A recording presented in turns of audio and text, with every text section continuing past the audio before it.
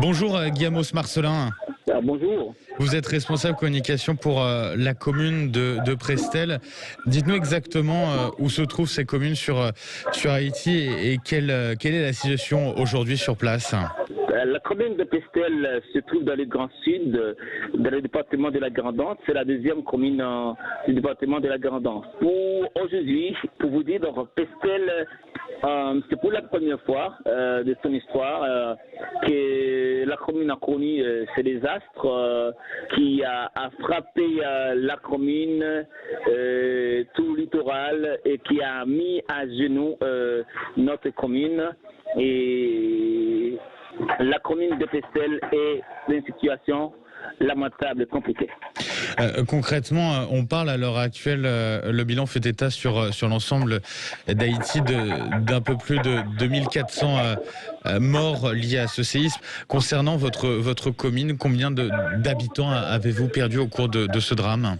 Au cours de ce drame, nous avons des pertes en vie humaine, environ 46 personnes décédées et 2 disparues pendant le tremblement de terre.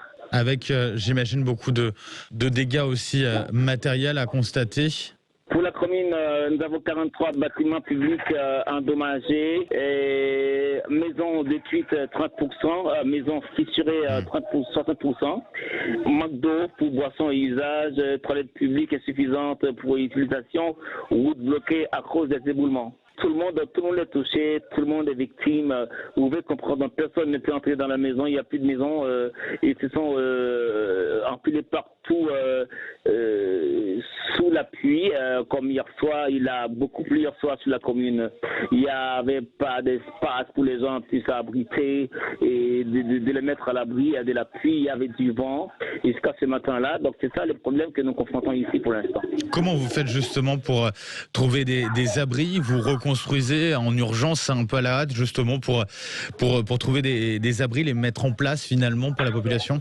Il n'y a pas d'abri. On a créé des campements parce qu'il y a tellement de monde. Il y a beaucoup de monde. On a créé des campements dans les zones éculées, également dans les centres-villes. Et pour l'instant, ici à Pestel, dans le centre-ville, nous avons le campement numéro 1 qui a logé environ 600 personnes, 650 personnes. Et dans les zones éculées, comme j'ai reçu ce matin des appels des SOS et des gens des zones éculées qui ont en train de pleurer, qui nous disent bon voilà, donc ils ont passé une mauvaise nuit sous la pluie et quelques-uns étaient allés sous les manguiers, sous les avocatiers pour prendre répit. Et voilà le problème. Et il y a des gens qui nous appellent ce matin pour nous dire donc qu'ils ont faim. Il y a des enfants qui pleurent parce qu'ils ont faim. Il n'y a rien à leur donner. Parce que du côté de l'aide internationale, elle s'organise. Vous commencez à recevoir depuis le séisme samedi justement une partie de cette aide vous-même? Et jusqu'ici, à Pestel, permettez-moi de vous dire que Pestel, depuis des années, c'était abandonné par le gouvernement haïtien et partout. Pestel n'a jamais eu un regard fixé sur elle depuis des années. Nous sommes abandonnés, laissés à nous-mêmes. Il n'y a toujours pas de l'eau potable. Il n'y a pas d'eau potable. Ouais. On a utilisé seulement, on a reçu l'eau seulement quand c'est dans le mois de mai. C'est l'époque pluvieuse. Ceux qui ont des citernes ont capté de l'eau des puits. Vous pouvez comprendre là. Donc Pestel a été toujours ainsi.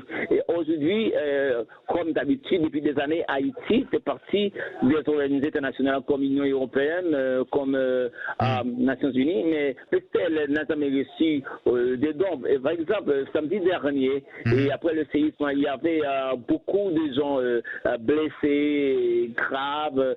Il y a beaucoup de victimes. Cependant, Pestel était la première commune qui a fait appel à des hélicoptères, à l'hélicoptère et ambulance pour venir en aide de ces gens-là.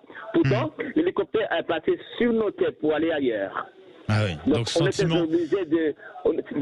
sentiment d'abandon total du côté de votre commune, du côté de Pestel à Haïti, et l'impression d'être coupé finalement non seulement des aides qui peuvent venir directement de la capitale, mais aussi finalement de l'aide internationale qui n'arrive pas chez vous. Du côté d'aide humanitaire, soit d'Haïti ou ailleurs, nous n'avons rien reçu pour l'instant.